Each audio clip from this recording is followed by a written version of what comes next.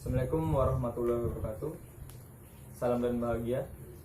Perkenalkan, nama saya Rifandi, Prodi Manajemen, Fakultas Ekonomi, Universitas Sarjana Wiyata Taman Siswa.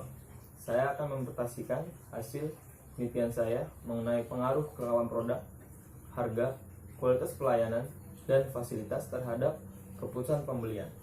Fenomena kenapa pasar modern dan tradisional menjadi bahan peneliti melihat seiring perkembangan zaman dan modernitas seolah sudah tak terbendung lagi, sehingga banyak bermunculan perusahaan-perusahaan asing mulai masuk ke pasar-pasar dalam negeri.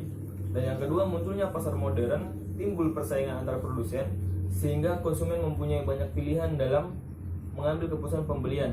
Di Indonesia, pasar modern lebih mendominasi dibanding pasar tradisional pun di kota Yogyakarta. Kenapa saya milih pasar modern dan tradisional sebagai objek penelitian?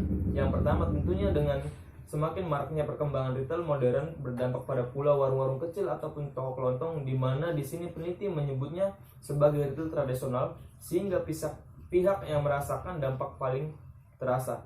Melihat banyaknya pasar tradisional yang belum tikar di Indonesia, menurut saya itu sesuatu hal yang menarik untuk diteliti, khususnya pasar tradisional dan modern yang ada di kota Yogyakarta.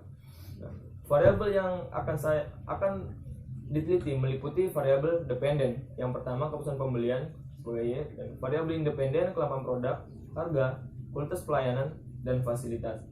Masuk di hipotesis yang diajukan. Hipotesis 1, kelengkapan produk, harga, kualitas pelayanan, dan fasilitas secara simultan berpengaruh signifikan positif terhadap keputusan pembelian. Hipotesis yang kedua, kelengkapan produk secara parsial berpengaruh signifikan positif terhadap keputusan pembelian. Hipotesis yang ketiga, harga secara parsial berpengaruh signifikan positif terhadap keputusan pembelian. Hipotesis yang keempat, kualitas pelayanan secara parsial berpengaruh signifikan positif terhadap keputusan pembelian.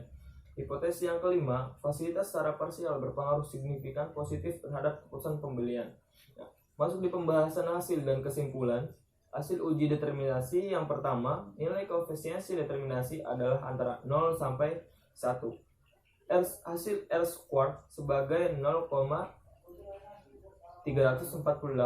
Jadi dapat simpulkan hasil tersebut menunjukkan bahwa kemampuan variabel independen dalam menjelaskan variabel dependen atau dalam menjelaskan sebesar 34,8%, sedangkan sisanya dipengaruhi ataupun dijelaskan oleh variabel di luar peneliti. Yang kedua, uji hipotesis F simultan.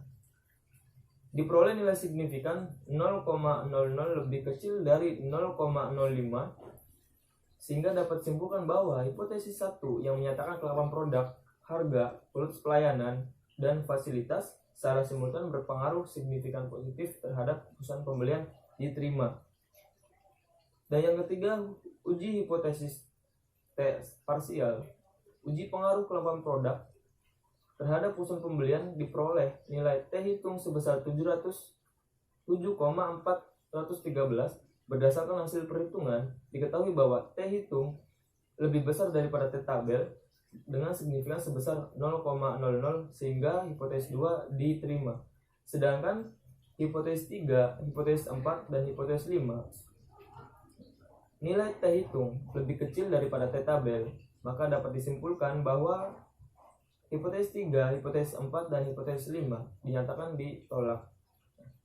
Masuk yang terakhir di saran dalam variabel keputusan pembelian, kelengkapan produk, harga, kualitas pelayanan, dan fasilitas.